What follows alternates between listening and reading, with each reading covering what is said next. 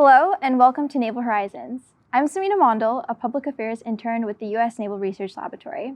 Today, I have the pleasure of being joined by Sarah Naiva, the Mission System Test Lead for the CH-53K Integrated Test Team for the Naval Air Warfare Center Aircraft Division in Patuxent River, Maryland. Thank you for joining us, Sarah. Sure, no problem. So let's jump right into it. How exactly did you get your start in the Navy? So, in a roundabout way, I got my start through the Air Force. I was active duty after college. I was commissioned as an officer in the United States Air Force, and my first assignment was to a test organization out in the middle of nowhere in White Sands, New Mexico. So I ended up doing testing out there, and then through the course of my career, I ended up coming to Pax River and doing flight testing there. So, oh, wow. So you have quite a nuanced title, very specific to your field. Okay. Yeah. What exactly would you say started your professional background and a bit of your academics that brought you where you are today? Yeah, sure. Well, when I was in high school, I always loved science, math, and engineering. Like that was my thing. So when I went to college, I went to an engineering school and I chose electrical engineering as my major. And that just seemed to fit with me. Circuits, wild voltages, all that stuff was perfect. So I loved it and did that throughout my college career. And then when I was commissioned in the Air Force, that's how I got into what we call acquisitions, where the development of new technology and new engineering and specifically new aircraft technologies. So that's kind of how I ended up where I am as a flight test engineer today. Oh yes, it's always the journey that it comes full circle. Yeah. So what forms of STEM in terms of electrical engineering or engineering in general do you specifically deal with on a day-to-day basis? Wow. So I work with some electrical engineering, but a lot of different types of engineering too, right? So I have a master's in industrial engineering, and that helps a lot as well. The flight test world, you look at the full aircraft, not just one system on board or one piece of technology on board. You have to look at it as a whole, because that, at the end of the day, that's what the pilots and the air crew, that's what they're dealing with, right? They don't have engineering degrees. They don't care, about the electron flow here or there, or this resistance or impedance. They really want to know, hey, can this get my mission done for me at the end of the day? So I deal with all different types of technology: aerospace, electrical, mechanical, thermodynamics, all different kinds of STEM, mostly engineering, right? And then even like human factor stuff, which is kind of interesting. We write reports on how well the pilot interfaces with the aircraft and how easily the controls are manipulated and things of that nature. So it spreads the spectrum in terms of, we have psychologists on our team and all different types of scientists and engineers. So it's exciting and fun. It really shows the range of STEM that goes into Navy projects and everything that you do in terms of like that collaborative aspect of work. Yeah. It's great to see. It's a real breadth of all different types of STEM. You can't escape it. There's always something else.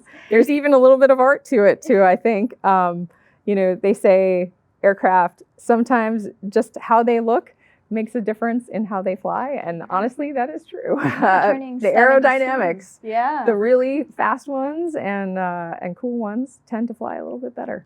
So prove it in the data. Oh yes, noted now. So how do you feel your work directly impacts the STEM functions for the Navy? And that can be through maybe some unique traits that you feel that your position holds. Yeah, so the great thing about test and evaluation, which is where I work in flight test, is that every day we're dealing with new systems on the aircraft, new technologies, new problems that come about, because the threat that's out there is always evolving as well, and we have to adapt our systems to the threat. So it's fun in science and engineering and in flight test in general, because we completely are surprised by what comes through our door every day to test. It's always exciting to see a new project that has a new technology, things that you would never even dream of. For example, the helicopter that I work on, one of the big problems is landing it in the sand and dust, right? It's a really powerful helicopter, and when it lands in the dust, it creates this giant cloud of sand. And the problem is the pilots can't see where they're landing. So we have to develop new technologies in order to allow them to have the handling qualities to land it very easily. And as well, sometimes develop new technologies to see through that dust cloud and allow them to feel comfortable enough to even make that landing.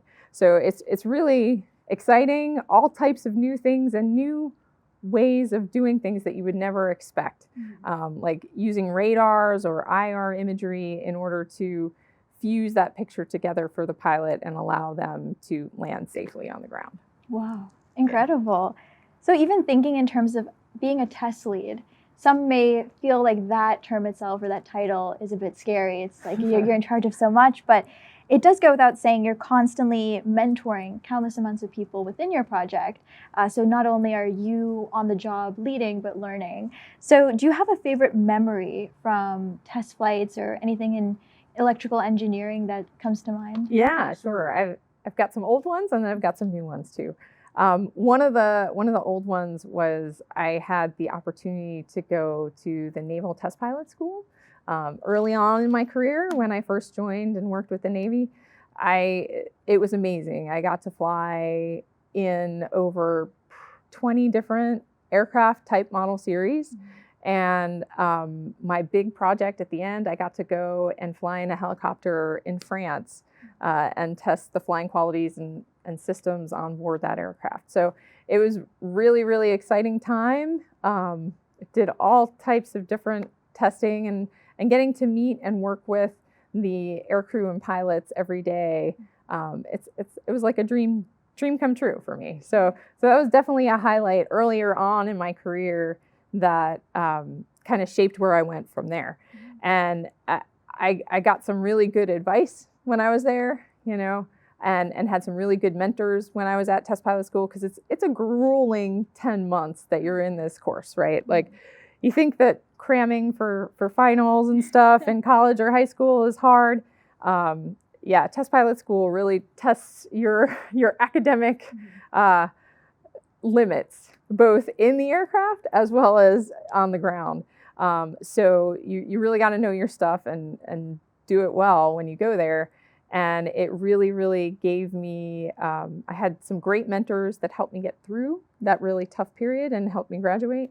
And a lot of the things that I learned from them, I now apply to my team that I work with on a daily basis. So I have about 385 folks that are on my team, and they're from all different backgrounds, right? Like, we have maintainers who actually turn the wrenches on the aircraft and do all the maintenance that needs to be done between test flights. We have flight test engineers who analyze the data and collect everything. We have instrumentation folks who actually figure out how we're going to collect all the data on the aircraft. We have all different types, program management types who help us manage our schedule and figure out what tests we're going to do next. So I take a lot of those lessons that I've learned, especially during that tough time, and help apply it to my team and get them through the most grueling and intense periods of our flight test. Because that's one thing about flight tests. It can be really intense, right? You kind of have projects that culminate in a very, very busy period where you're out there flying multiple sorties a day and just bringing back the test data and analyzing it. So I try and use those stress reducing type of techniques that my mentors and folks told me about to help our team get through those tough times and just kind of keep going and keep plowing forward.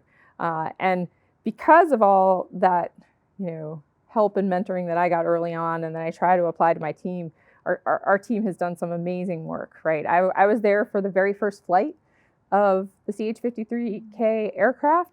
That was a super exciting highlight more recently in my career.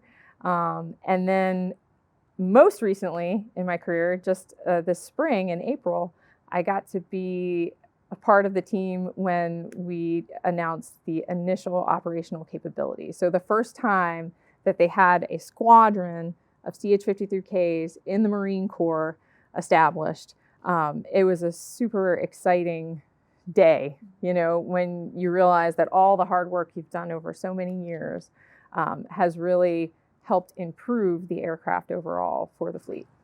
It's amazing. It shows the ease that almost mentorship gives you, and then drawing back from your past, it's that collaboration and showing everyone that it is a progress. It is the journey that comes together. So It's great to see that that's a continuous theme within many DoD STEM fields. And jumping into that cutting edge technology that you've talked about, how exactly does your work with, would it be like maritime systems or just engineering in general, actively serve to combat naval challenges? Yeah, so we're always seeing, like I talked about before, we're always seeing new technologies come through the door. And we have to make sure that those technologies do what they're supposed to, right? We have to make sure that the Navy, the Marine Corps, the taxpayers all get what they need out of these new systems and these new aircraft that we're helping develop. So we put it through the ringer in terms of, making sure it works exactly the way it's supposed to, and it meets all the specifications that we put out there. But really, most importantly, we have some awesome, amazing test pilots on our team and test aircrew on our team. And they're the ones who bring in the perspective of the warfighter, and they help to say, okay, well, maybe it meets the specification in this area, but in this area, it doesn't meet the mission needs, right? So that's kind of a rough situation, but those guys, they bring that expertise to the table and help us in our reports focus on the most important piece, which is at the end of the day, does it do what it needs to do for the Navy and the Marine Corps? So that's a really great part of the job, and I love how it makes it very exciting for us just seeing those new technologies. And it's really that trial and error that comes along with it that's rewarding at the same time. Yeah. It's great. Yeah. And now looking forward into the future, how do you see the science behind testing and certain assessments that you do providing the Navy with that form of innovation that it strives for? Sure. Yeah. We've seen a lot of trends lately in terms of the types of new technologies and things that are brought to the table. Sensors is certainly a big area, right? Like developing new sensors and ways of using those sensors on our aircraft. It's amazing how they integrate things like that into the aircraft and develop new technologies with it. One example is we've got little inertial measurement units, like the tiny little measurement units that are in your phone that tell you when it's upside down or facing the other way, right?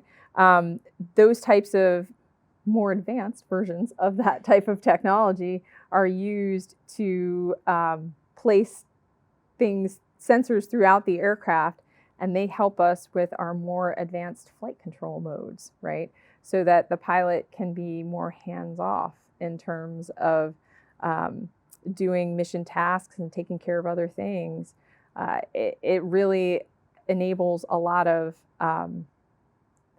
autonomy and ease of use for the user. And when you think about the environment that they use these aircraft in and all the things that they're trying to manage all at once between the comms and accomplishing their mission and doing all these tough things, it really, really helps to make it the flying part as easy as possible. So these advanced flight control modes and things of that nature help us get through those.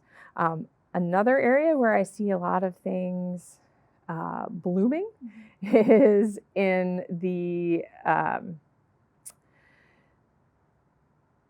autonomy and AI, right?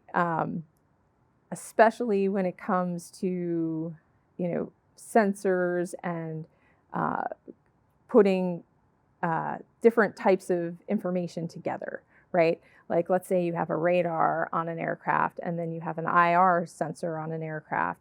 If you can overlay those two things and have an AI computer inside the aircraft that then tells the pilot, based on the radar signature and the IR signature, hey, we know this is this type of threat that you're going to go encounter here in a few minutes when you fly by it, that is invaluable to the pilot so that they don't have to do all that figuring out on their own, right? And again, it just makes the execution of the mission so much easier. And then even autonomy in terms of flying autonomous vehicles, right? A lot of the mission of our particular aircraft, the CH-53K, we have a bunch of folks in the back of the aircraft that they're Marines that hit the ground running, right? And they go out and, charge that hill or do whatever they need to do to accomplish the mission. Well, sometimes they have small UAVs and things that do autonomous surveillance and stuff of that nature. So I think autonomy really is one of those areas where that's the future where things are going. And I'm excited to see what it's going to be like. Oh, yes.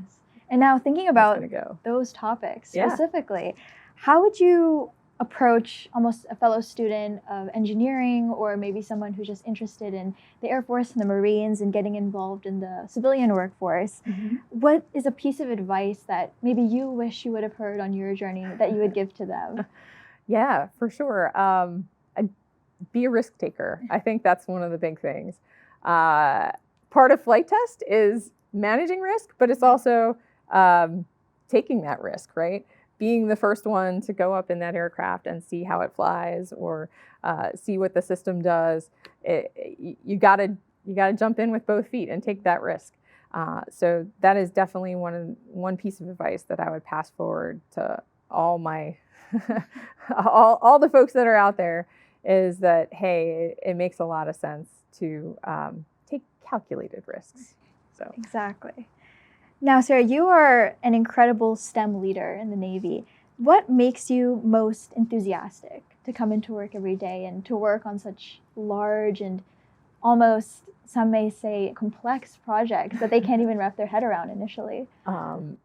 It is really cool to be able to just walk in the hangar and walk by our aircraft every day. I still feel great doing that, right? Like, I still look around and check out, oh my gosh, look at that. Look, we're putting the new, FLIR sensor on the aircraft, or whatever. It's always exciting to see what's going on, what new projects are coming, and just my walk up to my office every day is a great indication of that, and it reminds me of it. I never forget that, hey, this is an amazing privilege to be able to work on these types of technologies and aircraft every day. And then also getting to see the aircraft fly, right? And knowing all the hard work that our team does every day, and we make the stars align in order to get a test flight off, right?